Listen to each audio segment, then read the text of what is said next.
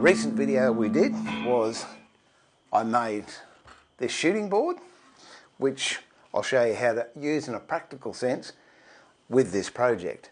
Now this project is making something to hang on the wall. Originally I was going to make a mirror, but in the meantime my wife with her embroidery came up and did this beautiful embroidery here of a panda. And for those of you that watch Woodworking Masterclass, this frame behind me I did on a video over a couple of parts a while back, and I used several planes to make that moulding. But I'm going to share with you here how you can make a fantastic frame that really looks unique, but you're only using one plane for the entire project. And then I'll show you something else you can do which is a bit special, which whatever you put up there, even if you put a mirror in there, or if you do put an embroidery or a picture or a photo, you can really boost the impact of it. And that'll come after I've made the frame. So to start with, got to make the frame. Put this to one side, because if it gets dirty, I'm in trouble. Now the frame that I've decided I want to do for that panda embroidery is 300 long by about 200 high, give or take. This sticking board isn't big enough. The one I've got down in the main workshop, it is. But what I've decided, as I want to keep this all in-house, so those of you that are in apartments or small working areas know that it can be done, because I'm actually doing it here live. So instead of having one long piece, which I would love to work with, I've got two shorter pieces. I have to mark out the depth of the rebate I'm going to put in, and I work that out by the glass, the thing that's going in there, and the back. So to me that's 2mm for the glass, 3mm for the MDF, that's 5mm, a mil for the embroidery, and I've got to allow about 2mm for the push pins that I use. So what's that? About 8mm all up. So we'll come down 8mm. That's set at 8mm. Now because I'm doing this in two parts, obviously I've got to mark both pieces, and I do them all the same time with the same marks. Pick the face, and if you'll notice, these aren't exactly brilliant faces, but it doesn't matter because the moulding I'm going to do is going to take all that surface away, and I like working with a thicker timber as possible. This, by the way, is 50mm by about 22mm, so that's 2" by 7/8, and it's Chilean myrtle. But any timber you've got, you can get hold of, poplar, Tasmanian oak, I don't know, walnut, pine, anything. And these obviously can come out of the scrap bin. And now I want to mark in how far I want that rebate to go. And for me, 10mm is fine. So I'll just reset my marking gauge to 10mm.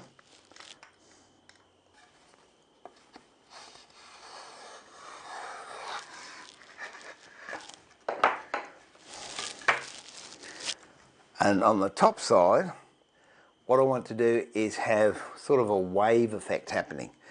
Now I'm going to divide this into 4 reasonably equal parts. Now you can do that by whatever the width is, dividing it by 4, and 50 by 4's, I don't know, about 12.5 or something. But a much easier way is get a ruler, and then with the graduations, tilt your ruler until you can get something divisible by 4. So if I have this on this edge here, I swing that around to 80, which is about there.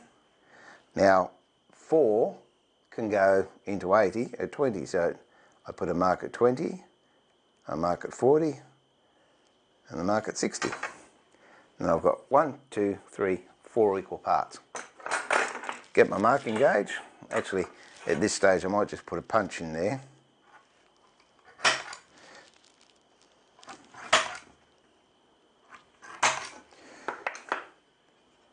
And that's given me 3 marks and 4 divisions. Get my marking gauge, drop it into the first punch mark, tighten it off.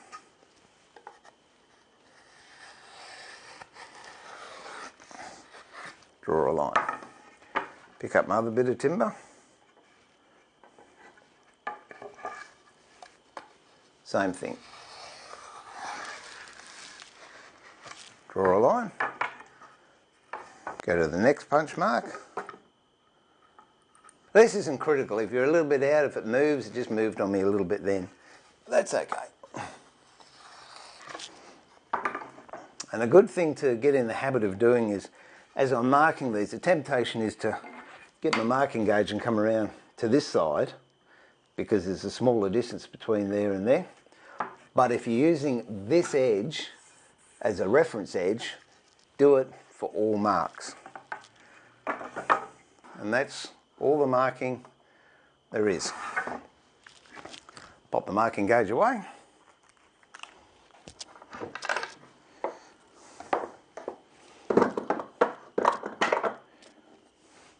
Someone actually wanted to see what's in there, so here's a photo of what that looks like.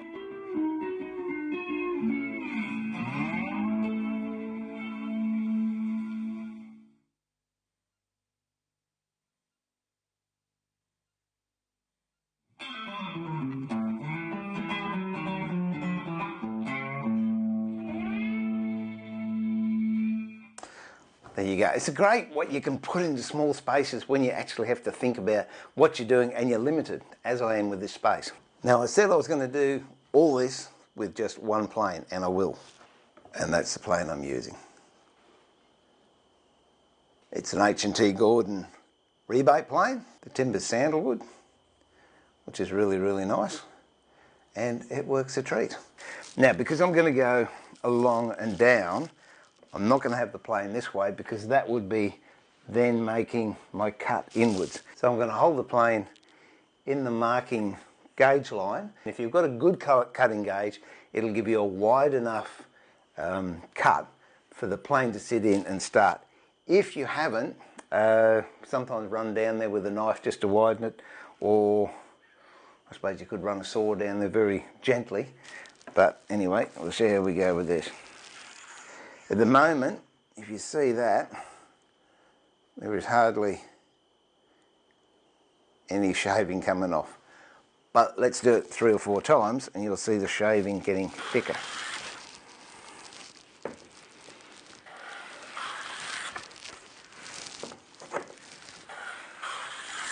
You can see them starting to get longer. Now, as I'm going in, I'm not only making more contact, as you can see they're getting longer there, but I'm also starting to bring the plane from this position to the upright position, and that's going to increase the width of the shaving.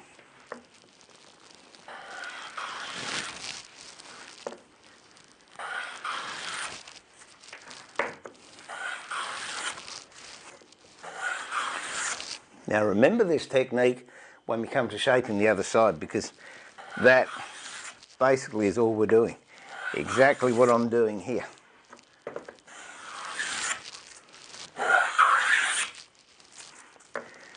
Now we're starting to bite.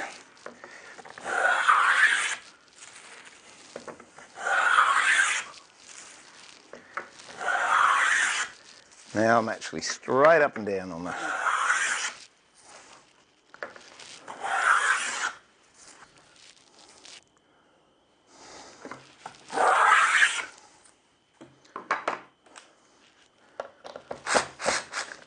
Few more passes and I'll be down to where I want to go, and then I'll do the other one. Okay, there's the 2 rebates cut. Now we'll start to put the moulding in.